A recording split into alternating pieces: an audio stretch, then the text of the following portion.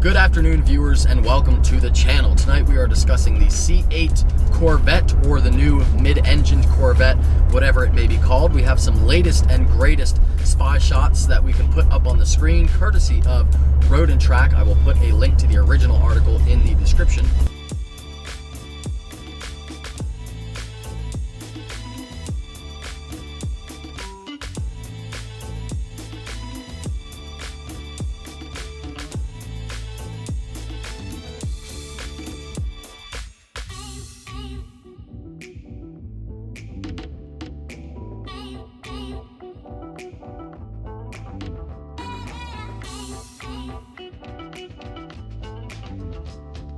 But anyway, as you can tell by the shots there, folks, I mean, this is a reality. After decades of speculation and rumors and spy shots of other vehicles and concept cars, after decades and all this time, the mid-engine Corvette is finally actually happening. At least that's what it looks like. And you can tell also by the pictures that this car is pretty far along in the development cycle. I mean, it looks like somewhat a production ready car. It's also being tested alongside what we think is the C7 Corvette ZR1, which is exciting. And that tells me, you know, if they're testing this in the wintertime, that tells me basically that this car is relatively far along in the development cycle, because normally you would worry about the engine and the drivetrain and a lot of other things before you would worry about, does it work in snow? You know, that stuff usually comes later. Will it work in the snow, in the hot, in high elevation, in humid climates and whatnot? Usually that all comes later. So I'm thinking that this car is actually a lot closer to being ready for production than we previously had thought. Way back in the day, we saw some original spy shots of a car, and I made a video about this as well that I'll put a link to in the description too. We saw some spy shots of GM using an Australian ute.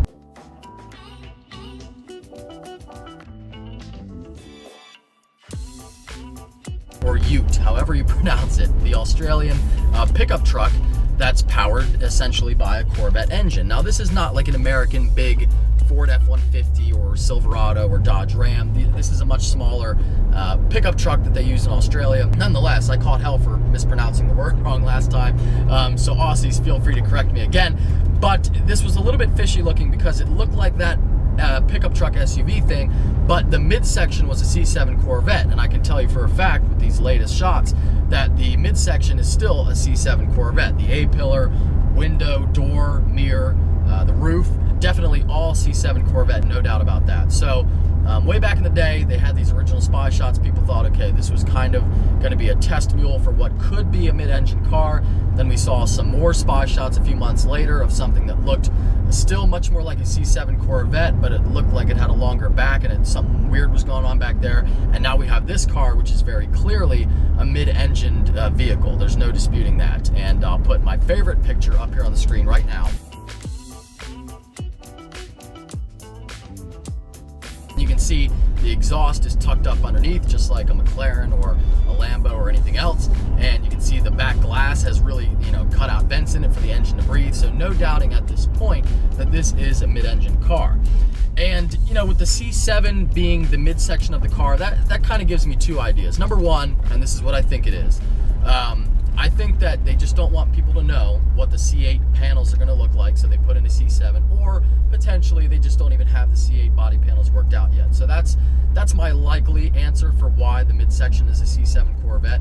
But here is a less likely answer, and that is that perhaps this new ZR1 testing alongside of it isn't going to be a ZR1, and that's going to be an updated, improved, more track-focused Z06. So let me put it in Viper terms. If I have the Z06, I have the Viper TA, and they're making a Z06, I don't know, Z06R, and that's going to be like the Viper ACR. And then this mid-engine car is what's actually going to be the ZR1. Now, that would be my hope. I would be most excited about that. But I think it's going to be the former and not the latter. I think that it's just the fact that they want to use the C7 middle section for the car because they don't have the C8 ready yet, and they don't want people to see it even if they did have it ready. As many of you know, I do have a deposit on that car, but And I am excited about it, don't get me wrong. I'm very excited to see what it looks like, to see how much power it has. It's supposed to have like 750, and I want to see if they did some updates to the interior, and I want to be the first one on YouTube to get one, and I want to be the first to modify it. I mean, I know all the big shops and companies, I know they're going to beat me to it, but I want to be the first private owner to have one on YouTube and to modify it. I think that would be cool. Also on the ZR1, we don't know what engine it's going to have, but it's probably going to be the LT5, GM's new engine. There were some leaked documents not too long ago that showed the LT5 is going to be an option.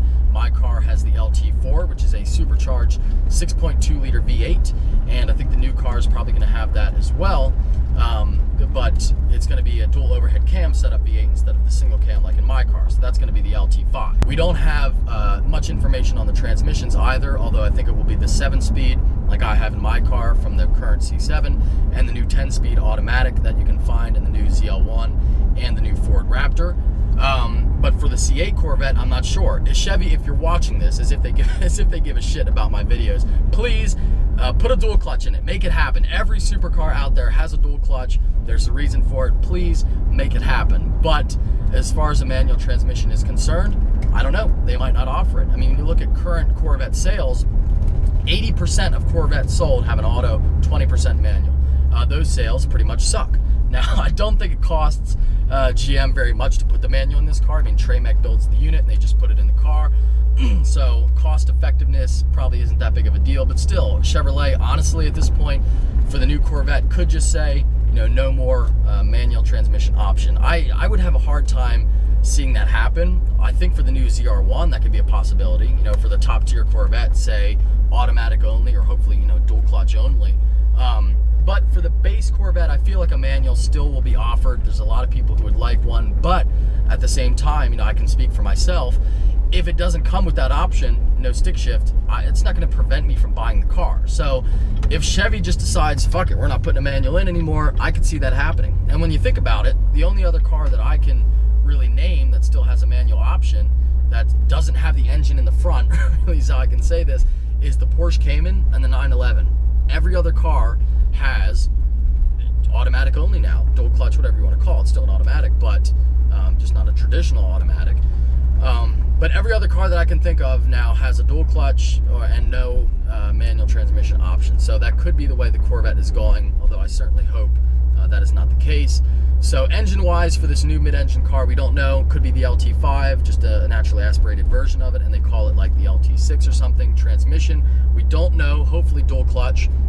But maybe manual transmission still be an option, and we don't know price either. No idea on that, although for a mid-engine car you would expect the price to be, you know, a little bit more than the current Corvette, let's be honest. I don't think it'll be crazy, because I think that Corvette knows their roots and they want to still be the affordable sports car, but I think it will be more expensive. You got to understand that GM is going to put a lot of time, energy, and money into making a mid-engine car, and I think that that's okay. I think the price point for the Corvette can be moved up a little bit. You look at the performance that you get here, especially in the Z06. I mean, it's ridiculous for any price. I mean, it's ridiculous. But it's even crazier when you consider the price of the car. The fact that you can get out the door in one of these things for like 80 grand now, 75, 80 grand. I mean, that's just nuts. So I think that there is room for the price to grow a little bit, and I'm okay with that. I don't think it's going to be crazy expensive. Like I said, I think Corvette will always be somewhat affordable. But like I said in the video I made way back when, if you want the Corvette to kind of graduate up to this next level and you want it to become a real supercar, you gotta do this stuff. You gotta go mid-engine. You gotta make a rapid departure from the standard car, and the price is gonna have to come up a little bit. If you want a more exotic car, you have to make a sacrifice somewhere else. And like I said, I'm all for it. I'm excited about it. But just like before, when the car was first kind of rumored to be happening, a lot of people will be pissed off. So I can see that, like a lot of people were pissed off with the current Corvette. People said, oh, it doesn't have round taillights anymore. Well, fuck, I mean, when you can have round taillights for the next 50 years, you gotta change some things. So it will be a big change, that's for sure, but I can speak for myself, I am definitely ready for it. Will this be a Chevy and a Cadillac, which is a possibility, kind of what Volkswagen has done with the Audi R8 and the Lamborghini Huracan. They're both pretty much the exact same car underneath, just with a different body and different interior and whatnot, and I'm okay with that. You know, if I mean, for me, it has to be called a Corvette. The Chevy version has to be a Corvette. It can't be another name, otherwise I wouldn't want it. And a lot of people would agree with that. A lot of people will not buy it unless it's a Corvette. You know, God forbid it comes out and it's called a Chevy Corvair. That's, I don't know, that's not for me. I'm okay with there being a Cadillac version. Like I said just a second ago, you know, GM has a lot of money in this thing, so I can understand why they want to sell from two different brands. But just make sure Chevy, again, as if they're watching, I just hope that they do what Volkswagen has done and make sure that they're very different. Yes, the R8 and the Huracan are the same car essentially, but you look at them and there's some pretty drastic differences between the two. So if they are going to sell a Cadillac version, I just want to make sure that there's enough to differentiate them quite a bit. So that's about all I have for the C8 Corvette, and I could ramble on for hours about this thing, but you know, at this point it is purely speculation. We really have no idea. It's just, everybody's just guessing, and some are good educated guesses, others are just throwing a dart at the wall and hoping it sticks somewhere. But you know, either way, it's really exciting for me, and I'll tell you one thing's for sure. No matter what, I am getting this car. I will do whatever it takes to get this car, and I guarantee you it will happen on this channel. On that note, I mean, what a fantastic time to love American cars and to be a car enthusiast, right? I mean, we got the new ZR1 coming out. We got this new mid-engine Corvette. We got the new GT500 that should be out soon. The new Ford GT. We got, you know, the GT350 with its flat plane crank V8. I mean, who saw that coming? We have a new Camaro Z28 coming out. The Z01 just came out not too long ago. We got the Dodge Demon on its way. So like, there's so much cool shit happening right now. You know, last year there was a bunch of cool stuff being announced, and I was like, oh man, I don't know if anything's gonna get better than this. And then here we are, and like, it's just, holy shit, do you have some choices if you want an American performance car. Anyway, I think that is where I am going to end the video for today. So if you enjoyed, make sure you give it a thumbs up. If you are stopping in for the first time, please subscribe. Take care. Have a great day.